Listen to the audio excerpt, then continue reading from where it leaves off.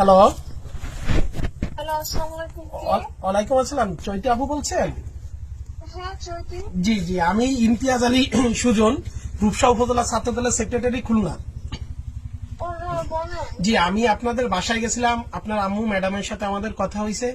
আমরা মূলত আপনাদের বাসায় গেছি এই কারণে, আপনি তো জানেন বা অলরেডি অবগত আছেন, ভার্সিটিতে ঢাবির ইলেকশন চলতেছে, বুঝছেন।